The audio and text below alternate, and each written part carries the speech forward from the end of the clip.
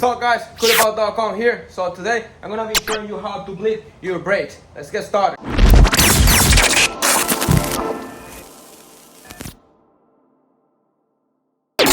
So the first thing you want to do is you want to have your oil in hand, you want to have your Phillips screwdriver, and also you can make a homemade bleeding bottle, which is the one I use. I just put like one of my fuel line hoses and I just put a hole on the cap so it's not stripping anything. You're gonna be connecting this to the bleeding screw. All oil goes into this bottle, so you're gonna have these three things in hand before you get started. So the first thing you want to do is grab your bottle, an 8mm wrench, and you're gonna go ahead and remove your bleeding cap, put that in a side, and you want to use the closed part of your wrench because you're gonna be leaving that in there, and you go ahead and put that little hose into the bleeding screw. So after you have set up everything in the bottom with the bleeding screw and the wrench, you want to have a rag using hand and put it around. So this one is not that bad because it's a GTV and we don't have that much bodywork around it, but you just want to make sure you have a rag. You just want to get and remove both. Sometimes this get a little stuck. You're gonna be careful. You want to remove this cap carefully. Usually you just want to get the oil fluid out of it with a syringe, but in this case I don't really mind because this would let me know when to stop. Go really careful with it. Just want to fill that cap to the top. Be careful you don't shake your scooter that much so you're not gripping anything. So the next thing you want to do is start pushing that brake fluid into the line. So you just pump the brake a little bit, and if you take a closer look, you can see some bubbles coming out of it. You don't want to go too hard because then you can get some fluid jump off the canister. So you just want to pump like 3 to 4 pumps. With the wrench, you open up the bleeding screw and you push in all the oil. And before releasing the brake, you gotta close that bleeding screw and release it, because if you release the brake without closing the bleeding screw, you're gonna get air on it and you're gonna spend more time just bleeding oil. So you want to make sure when you open up that bleeding screw, you want to press the brake, you open up the bleeding screw and let it sit for a little bit, then you close it and release the brake and keep popping. You can see that the oil have to go down a little bit from your canister. Something that you want to be careful with it is that once you see that the level of the oil is going down, you don't want to let that dry completely because then you're gonna get air again into it. So as soon as you see this going down, you want to refill that canister and keep doing that process of pumping.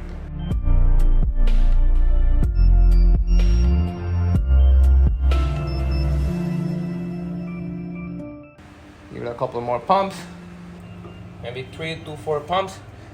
Then you squish down that brake and open up the bleeding screw again. You gotta keep repeating this process for a while till you see your brake fluid pump. As soon as you start feeling a little bit of resistance,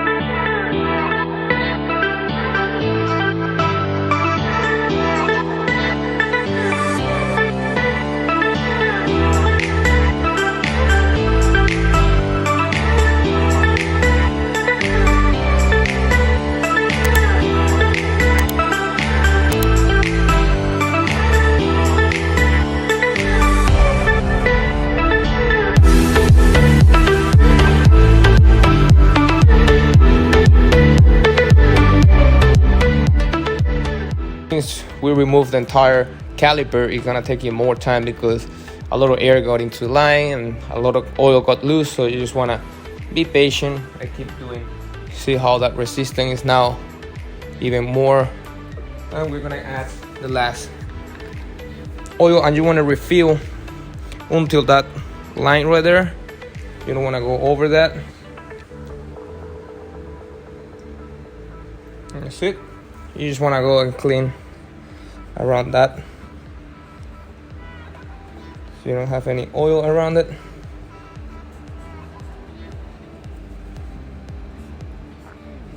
And you want to grab your cap, give it a nice clean around the edge too, and make sure that little foam, make sure that little foam is push it down, because that's what is going to create the vacuum. So put it on carefully so you're not slipping anything. Put those back in place. This one starter. And you want to tie it down pretty well. Get more pumps. You want to do the last bleed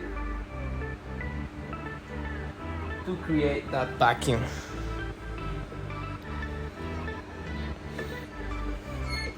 So when you're done with the bleeding, you want to go ahead and remove this carefully. You want to have a rack around it because it has some pressure on it, and sometimes it just end up, all over the place. So you want to remove that, clean it, remove your wrench, clean it pretty well around it, and make sure that's tight.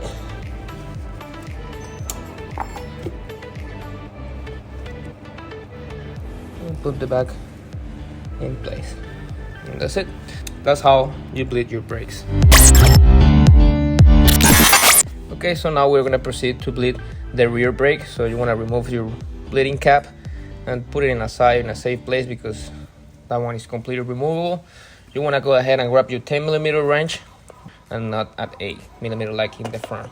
So you wanna put your bleeding bottle in there, get that screw starter, because sometimes it's really tight. So you just wanna have that hand tight. So just like close a little bit, and then we're gonna go and proceed. It's basically the same process. Sometimes this screw can get like really tight, so you just see how it's kind of sealed in there, and we literally have no oil in there. So proceed, and if you have somebody to help you out, because the rear brake is a little bit more difficult. You want to have your hand in your wrench, so you want to give it a couple pumps, press it down, release it, close.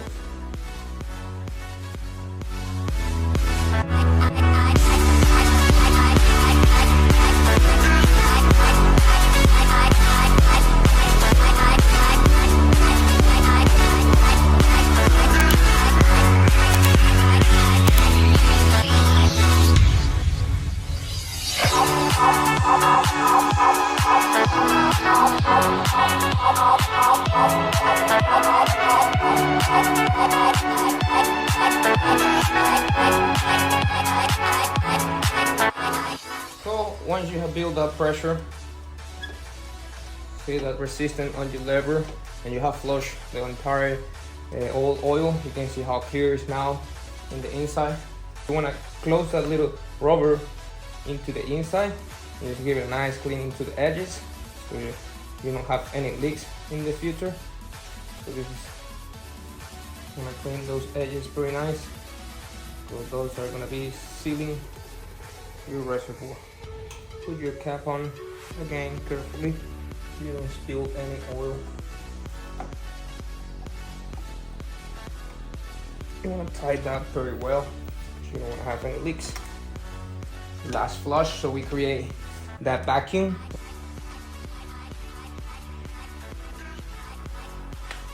Both brakes are the same. Give it a nice knock to that screw in there. Any leaks around, and you're just gonna ahead and put the little cap back in place. You can check we don't have any leaks around our screw. That's how easy you bleach these things. It's so simple. It just seems to be complicated, but it's like really simple. It just takes a little time, patience, and that's basically it. Make sure to hit that like button, subscribe to the channel, and share it with your friends. See you in the next one.